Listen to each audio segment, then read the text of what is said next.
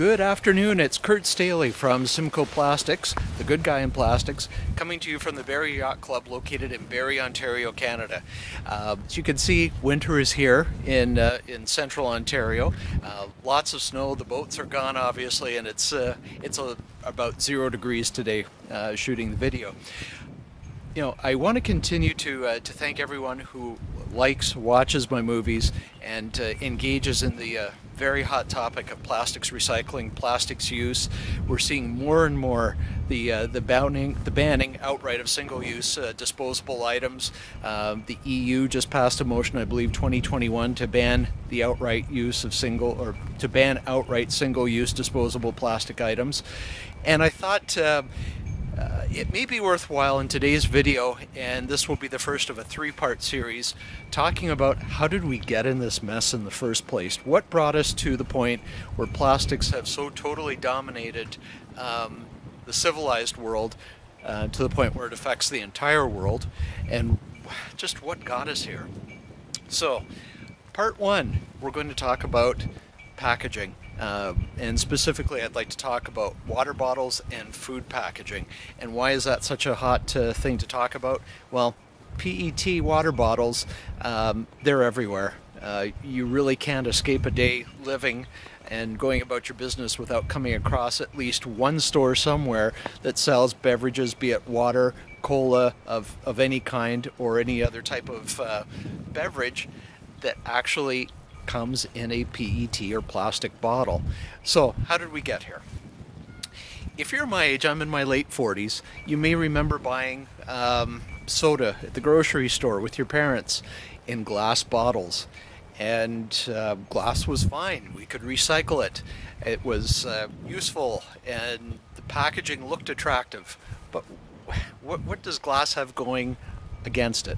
There are really three main things, and the first is pretty obvious. Glass is fragile.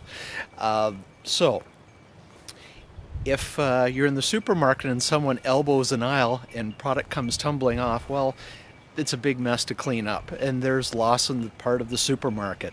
But a bigger issue is when you're dealing with something that's fragile and heavy. That's the second disadvantage of glass. If you're loading a truck, your typical 53-foot transport truck with goods, you're spending more money shipping the packaging that the product is going in, relatively speaking, than the actual product. So, plastics to the rescue. We can offer PET, which is a very strong, highly durable plastic that allows very thin wall or down gauging versus glass at a very reduced price.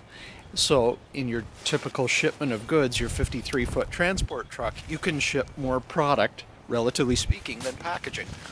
So plastics, it's efficient. And that's part of the problem. It's durable and it's efficient, so it's a hard habit to break. And the last point, the last big issue that glass has against it, relatively speaking, it's far more expensive to produce. Plastics, again, it's such a highly efficient medium to work with.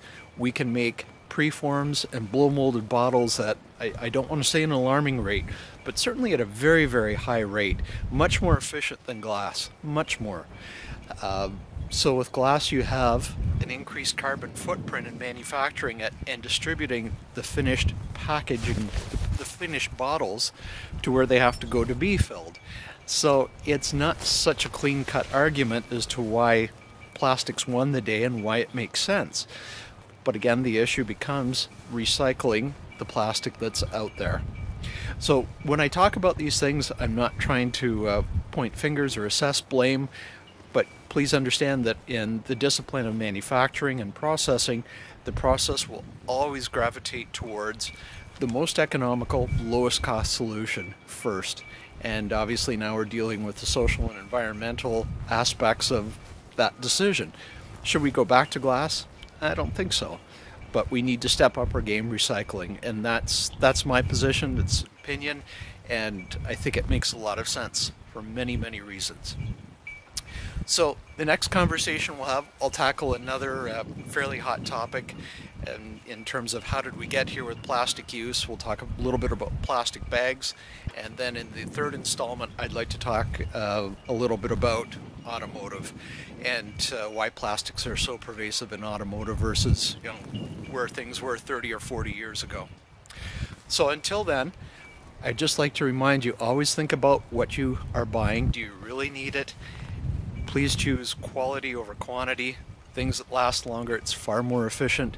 And do question your use of single-use plastics. We really don't need to add to the problem. So until next video, thanks so much. Get out there, protect your playground, and please like and subscribe to my channel. I really do appreciate it. Thanks. Talk soon.